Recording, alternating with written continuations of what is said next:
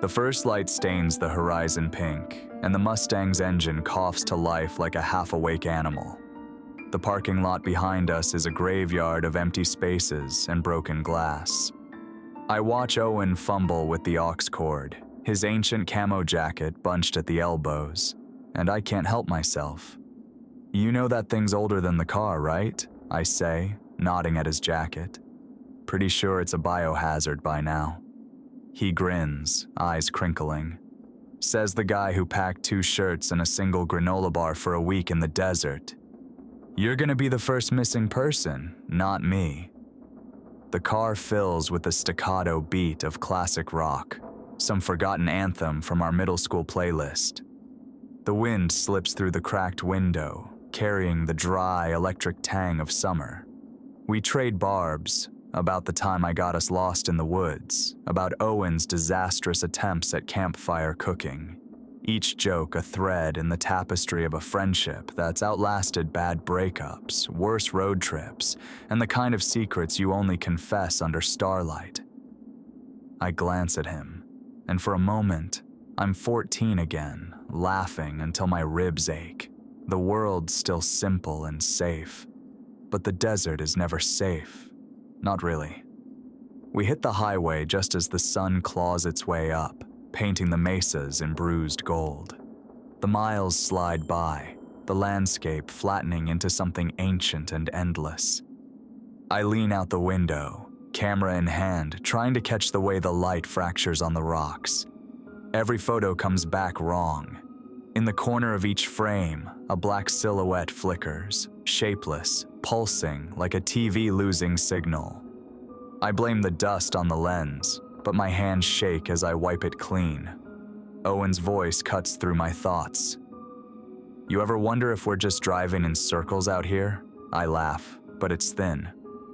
"Only when you're navigating." He doesn't smile. "No, I mean..." He stops, staring at the road ahead. A billboard looms, peeling paint and sun-bleached wood.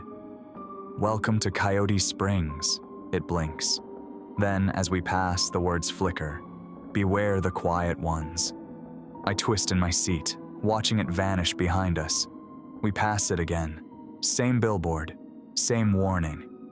My stomach knots. "Didn't we?" "Shortcuts," Owen says, too calm. "Desert's full of them." I try to shake it off. I tell a story about our old chemistry teacher, the one who set his sleeve on fire during a demo. Owen interrupts, correcting every detail, even quoting lines I never said. His voice is flat, rehearsed. For the first time, I feel cold, despite the heat. We pull off the road, dust swirling around the tires, and set up camp near a fence tangled with barbed wire and faded Navajo "no trespassing" signs. The air tastes of iron and sage. Owen builds a fire with practiced hands, humming a lullaby I don't recognize. I watch the flames dance, hypnotic and hungry. He drifts to sleep, face slack in the firelight. I sit alone, listening. The wind carries voices, low chanting, half Navajo, half static, threading through the darkness. My skin prickles. I close my eyes, but the sound burrows deeper, a warning I can't translate. When I wake, the fire is ash, and Owen is gone. Panic claws at my chest. I stumble into the pre-dawn, following footprints along a narrow red dust trail. The world feels stretched, unreal. I find him curled in the tent, breathing slow, as if he never left. I want to believe it was a dream. We pack in silence. At the gas station, a man with a face like weathered leather leans from the shadows, his eyes catching the flicker of my panic. "You think that's your buddy?" he rasps. "Call it out, and it kills. Wait too long, it's already eating your bones." I stare at Owen, who grins. Too wide, too bright. The tent lamp flickers. My heart hammers against my ribs. This trip was supposed to be a reunion. Now, every mile feels like a dare. How long before I forget which of us is real? The desert sun is a blade, slicing away the last remnants of night and any hope I had that things would reset with daylight. Owen's silhouette glows gold in the driver's seat, but I can't shake the memory of the gas station attendant's warning, his words gnawing at the back of my mind like a splinter I can't dig out. We drive in silence for a while, the Mustang's tires chewing up the cracked asphalt. I watch the horizon shimmer, heat waves warping the world, and wonder if I'm already hallucinating. I test him, subtle at first, turning up the radio to our old favorite, Radar Love, waiting for him to belt out the chorus off-key like he always did. He doesn't. He just taps the steering wheel, eyes fixed ahead, lips pressed thin.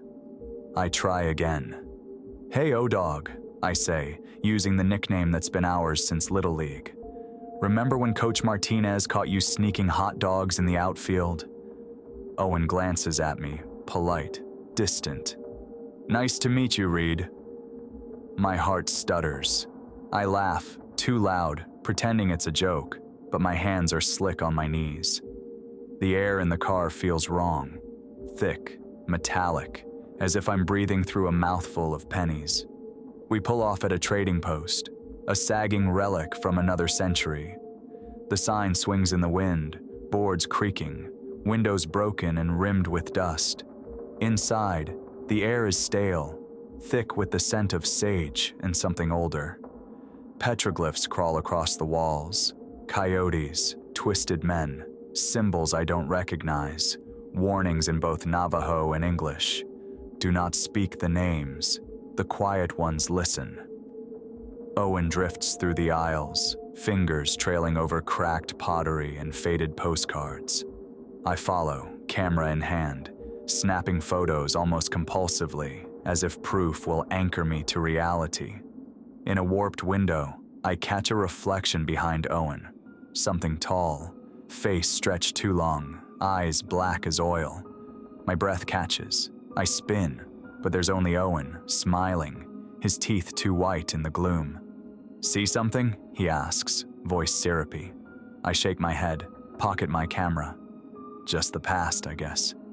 Outside, the wind whistles through the broken glass, carrying scraps of conversation, laughter that isn't ours. I try to remember the rules. Don't call out, don't look back, don't trust what wears a familiar face. But they slip through my fingers like sand. Back on the road, the silence thickens. Owen hums softly, a tune I almost recognize. A lullaby, maybe, but the notes are wrong, sour, like a memory warped by time.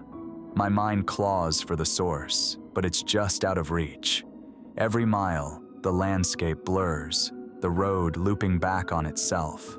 The GPS flickers, blue dot shuddering, always a heartbeat behind.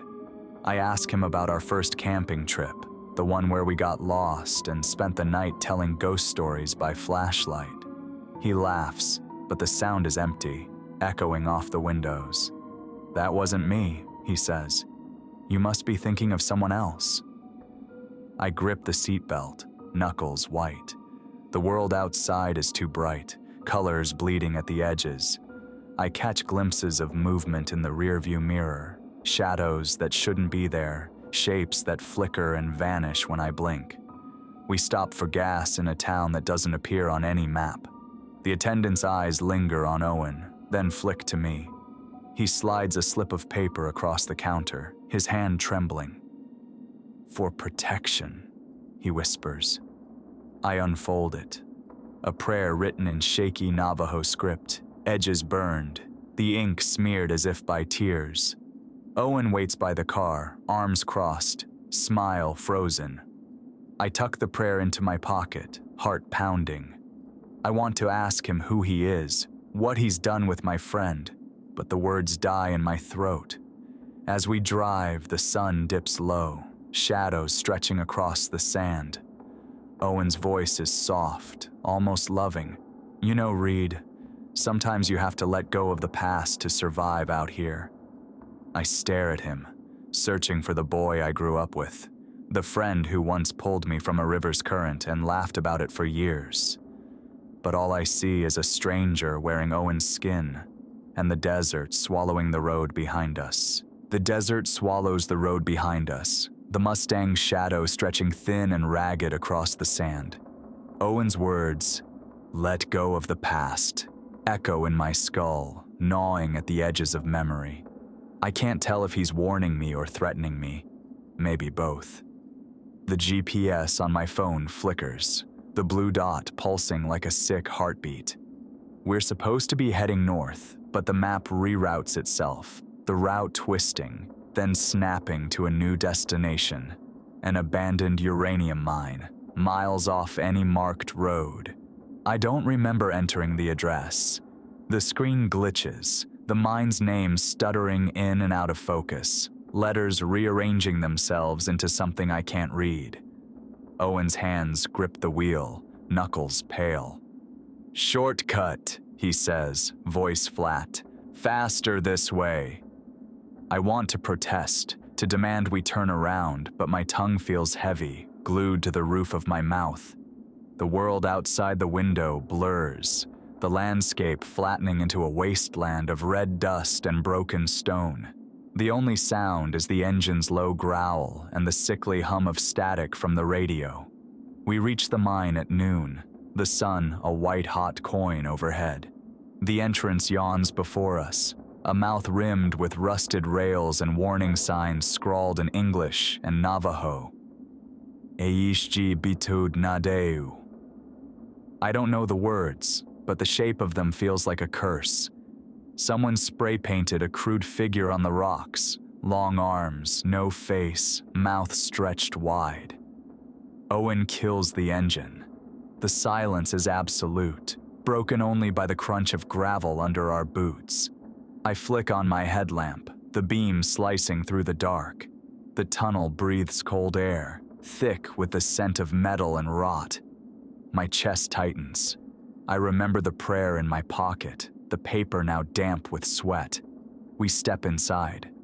The world narrows to a circle of light, walls closing in. My flashlight flickers, then steadies. Owen's footsteps echo behind me, but sometimes they sound too close, sometimes too far. I call his name, and his voice answers. But it's wrong, the echo arriving before the words. Deeper in, the air grows colder. The walls are scratched with desperate messages. "Don't look back. It remembers. Skin is a lie." My breath fogs in the beam. I hear something scraping along the rock, claws or nails or something worse. "Owen?" I whisper. His voice comes from the darkness ahead, too calm. "Right here, Reed. Keep going." A gust of wind snuffs my torch. Panic claws at me. I fumble for my phone, the screen a weak blue glow. Something moves in the black, a shape, impossibly tall, mouth split open into a grin lined with too many teeth. My headlamp flickers back to life, catching the creature's face for a heartbeat. A blank mask, eyes like pits, jaw unhinged. Then the light dies again, and I'm blind. I run. The tunnel twists, the walls closing in, the air thick with the stench of ozone and decay. I hear Owen's voice behind me, pleading, angry, then laughing. My own name bounces off the stone, warped and unfamiliar. I burst into daylight, lungs burning. Owen is already at the car, leaning against the hood, his face shadowed beneath his cap. He looks up, eyes wild, and slams the car door on my hand as I reach for him. Pain explodes up my arm, white hot. "We should never have come here," he snarls, voice layered, his and something else, something ancient and hungry. I stagger back, clutching my hand. The world tilts, the sky spinning overhead. Owen, or the thing wearing Owen, stares at me, breathing hard. For a moment his eyes clear, and I see fear, real and raw. "Reed," he whispers, voice cracking. "Don't trust." Then his face twists, the mask snapping back into place. He climbs into the car, slamming the door. I follow, numb, the pain in my hand grounding me in the only reality I have left. We drive in silence, the mind shrinking in the rear view. But I know we didn't leave anything behind. Not really. Every mile I feel it. Something riding with us, wearing Owen's skin, learning how to be him. The sun dips low, the world bleeding into dusk. I clutch the steering wheel, knuckles white, and wonder if I'm already forgetting who I am. Night falls like a shroud, swallowing the desert in velvet black. The Mustang's headlights carve a narrow path through the emptiness, but I can't shake the feeling that the darkness is pressing in, hungry, waiting for us to stop. My hand throbs where Owen, or whatever wears his face, slammed it in the car door, the ache a dull, grounding thrum. I flex my fingers, watching the bruises bloom purple and blue beneath the skin, proof that pain is still real, that I am still here. We pull into a roadside motel, its neon sign buzzing and flickering, casting sickly pink light over the cracked parking lot. The place looks abandoned, but a single bulb glows behind the front desk, and a key dangles from a hook, waiting for us. Owen grabs it without a word, his movements jerky, almost mechanical. I trail behind, suitcase in my good hand, heart pounding against my ribs. Inside, the room smells of bleach and old cigarettes. The carpet is stained, the wallpaper peeling in long, curling strips. I bolt the deadbolt, then the chain, then shove a chair under the handle for good measure. Owen drops his bag on the second bed and sits, staring at the blank TV screen. For a moment, his reflection flickers in the glass, his face smooth and featureless, a pale oval with no eyes, no mouth. I blink, and it's gone. I dig out my GoPro, hands shaking. I need proof, something to tether me to reality. I scroll through the footage, Owen laughing in the sunlight, the desert stretching behind us, the two of us singing along to the radio. But the frames stutter, glitch, and in the gaps, I see it. The Skinwalker's head, blank and shifting, blooming over Owen's face like a tumor. It lingers in the static, mouth yawning open, then vanishes with a burst of white noise. I rewind, replay, but the footage is never the same twice. Sometimes it's Owen, sometimes it's the thing, sometimes it's me, my own face melting into digital static, eyes hollow and black. A knock jolts me upright. Two knocks, actually. The first frantic, familiar Owen's voice muffled through the wood. "Let me in, Reed, please, it's not me, it's not..." The second knock is hollow, metallic, echoing from somewhere deeper, lower. My blood turns to ice. I peer through the peephole. Shadows writhe in the hallway, stretching and twisting, shapes that shouldn't exist. I see Owen's face, terrified, pressed to the door.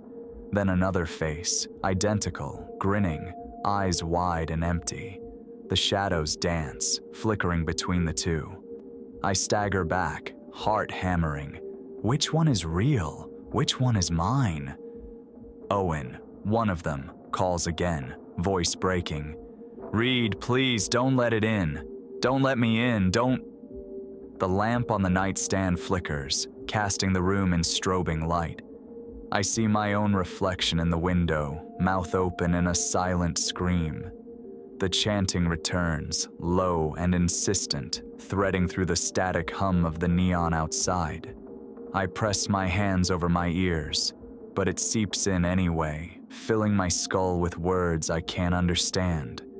I try to remember the rules. Don't call out. Don't trust what wears a familiar face. Don't open the door. But the rules feel slippery, unreliable, like everything else out here. The knocks stop.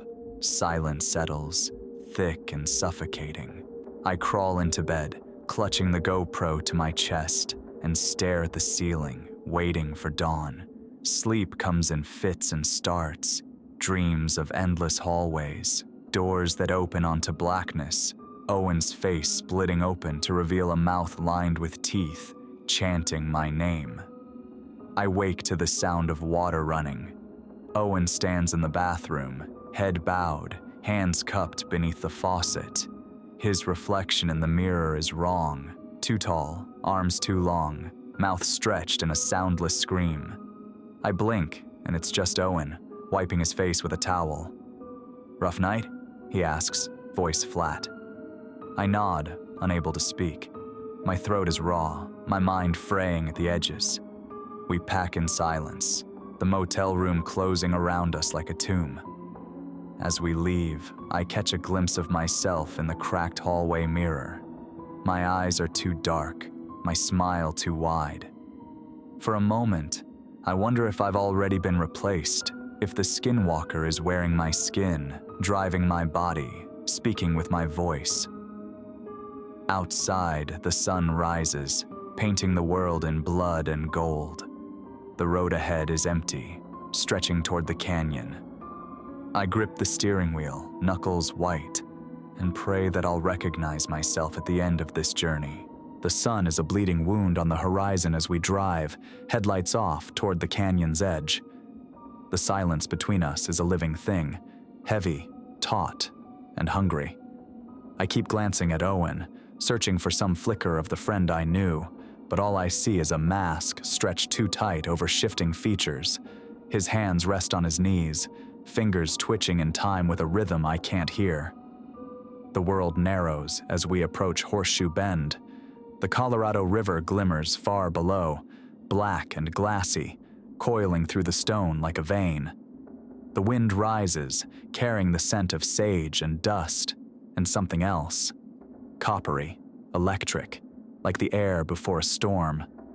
My skin prickles. The GoPro is a dead weight in my pocket, the footage inside more curse than proof. We park at the overlook, the Mustang's engine ticking as it cools. Owen steps out first, moving with an animal grace that makes my stomach twist. I follow, clutching the slip of paper from the trading post, the prayer, the last rule I have left. The words are smudged, half erased by sweat and fear, but I force myself to read them, voice trembling. Shi e do nihiji igi ta ajiwiu. The wind hushes, as if the canyon itself is listening. Owen tilts his head, neck cracking, eyes catching the last light. For a moment, his skin ripples, flesh shimmering like a heat mirage. I see something beneath, bones too long, a grin that splits his face from ear to ear. He steps closer, voice soft, coaxing. "You don't have to be afraid, Reed. I remember everything. Your first broken bone. The way you cried when your dog died. The secret you told me at camp. The one you never told anyone else. I can be him. I can be better." My heart pounds. I back away until my heels scrape the edge of the overlook. Nothing but air and darkness behind me. I draw the revolver from my bag, my grandfather's, heavy and cold. My hand shakes so hard I nearly drop it.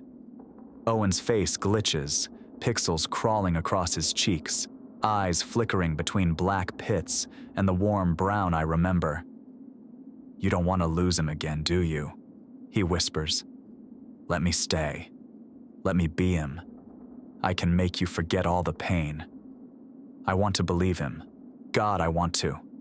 But the memory of the mine, the motel, the chanting, the way my own reflection flickered and warped, I know what's at stake. If I accept this thing, if I let it wear Owen's face, I lose everything that made him real. I lose myself. He steps closer, arms open, smile stretching wider and wider, splitting his cheeks. "Just say yes. Just let me in." I aim the revolver at his chest, finger trembling on the trigger. My mind races. Kill him, kill myself, run, pray, scream. Every option tastes like ash. "Please," I whisper, tears burning my eyes. "If you're still in there, Owen, give me a sign. Anything." For a heartbeat, his face softens. I see terror, pleading, the boy I grew up with clawing at the inside of his own skin.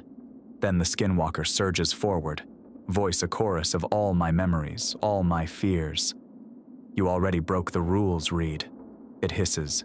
Now you belong to me.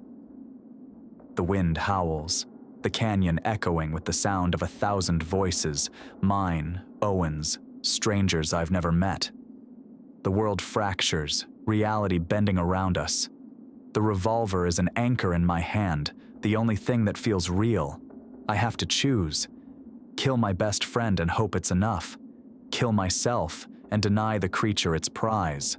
Or do nothing and let it consume us both. The sun slips below the horizon, and the canyon is swallowed by shadow. My finger tightens on the trigger. I make my choice. Moonlight pours over the canyon, silver and cold, sharpening every shadow to a knife's edge. My finger hovers on the trigger, sweat slicking the grip of the revolver. Owen, no, the skinwalker, stands before me, arms outstretched, smile splitting his face like a wound. The air is thick with the scent of blood and ozone, the chanting from my dreams now a living thing, winding through the rocks and coiling around my heart. I lower the gun, not out of mercy, but because I remember the rules, the ones whispered in the trading post, scrawled on the mine walls, pressed into my palm by the trembling gas station attendant. Don't call it out. Don't trust the face. Bind it with blood. The last rule, the one I haven't broken yet. My hands shake as I dig into my pocket, fingers closing around the old silver pocket knife I've carried since childhood. Owen's eyes track my every move, pupils dilated, mouth twitching with anticipation. I flick the blade open, the metal catching the moonlight. My breath comes shallow, chest tight. Read. The thing croons, voice layered with every memory it's stolen. You can't hurt me. You're not strong enough. I ignore it. I press the blade to my palm and slice, the pain sharp and bright, grounding me in the moment. Blood wells up, hot and sticky, dripping onto the red dust. I step forward, heart hammering, and press my bleeding hand against the skinwalker's twisted mouth. The effect is instant. Its form shudders, flesh rippling like water disturbed by a stone. The grin falters, eyes rolling back, skin flickering between Owen's face and something monstrous. Jaws unhinged, bone and static, a digital glitch stuttering through reality. The chanting rises, louder, urgent, as if the canyon itself is screaming. My blood hisses on its skin, burning like acid. The skinwalker howls, a sound that's not human, not animal, but something older, deeper. For a heartbeat, I see Owen's real eyes beneath the horror mask, wide, terrified, pleading. He mouths my name, voice lost in the cacophony. I grip his shoulders, forcing myself to look past the shifting faces, the flickering illusions. Owen, fight it! You're stronger than this! The creature convulses, body collapsing in on itself, limbs twisting at impossible angles. It claws at my hand, desperate to break free, but I hold on, blood smearing across its face, binding us together. The pain is excruciating, white hot, but I welcome it. It means I'm still alive, still myself. The wind howls, whipping dust and grit into my eyes. The moon disappears behind a cloud, plunging us into darkness. The skinwalker's form unravels, dissolving into a swirl of static and shadow. It shrieks, a sound that echoes off the canyon walls, rattling my bones. Then, silence. I collapse to my knees, chest heaving, blood dripping onto the ground. Before me lies a husk, human-shaped, empty, skin pale and slack. I crawl forward, heart in my throat, and roll the body over. Owen's face stares up at me, eyes closed, lips parted in a silent plea. For a moment, I think he's dead. Then his chest rises, shallow, weak. His eyes flutter open, confusion and pain flickering across his features. Reed? He whispers, voice ragged. I choke back a sob, pressing my bloody hand to his cheek. I'm here. You're safe. You're you. He shudders, tears streaming down his face. It was inside me. I couldn't stop it. I pull him close, holding him as the moon re-emerges, bathing us in cold light. The chanting fades, replaced by the distant rush of the river far below. For the first time in days, I feel something like hope. But even as I cradle Owen's trembling body, I can't shake the feeling that something is still watching, waiting. The canyon is too quiet, the shadows too deep. I glance at the Mustang, parked at the overlook, its headlights reflecting a grin that isn't mine. The ritual is done. The Skinwalker is gone. But the rules were never meant to save us, only to keep the horror at bay for a little while longer. I help Owen to his feet, our hands sticky with blood, and we stumble back to the car. The night air is sharp, every breath a reminder that we're still alive. But as we drive away, I catch a glimpse of myself in the rearview mirror. My eyes are too dark, my smile too wide. The question gnaws at me. Did I save Owen, or did I just trade one mask for another? Dawn breaks over the canyon, a thin blade of light slicing through the shadows. The Mustang sits at the overlook, dew beating on the hood, the engine ticking softly as if it's been running all night. My hands are sticky with dried blood, the cut on my palm throbbing with each heartbeat, a reminder of the ritual, of the price. Owen leans against the guardrail, face pale, eyes hollow. He hasn't spoken since the Skinwalker collapsed, hasn't looked at me except in brief, haunted glances. I want to reach for him, to say something that will stitch us back together, but every word feels brittle, liable to shatter if spoken aloud. We stand in silence, the wind tugging at our clothes, the world impossibly wide and empty. I watch the river below, black and slow, carving its endless path through the stone.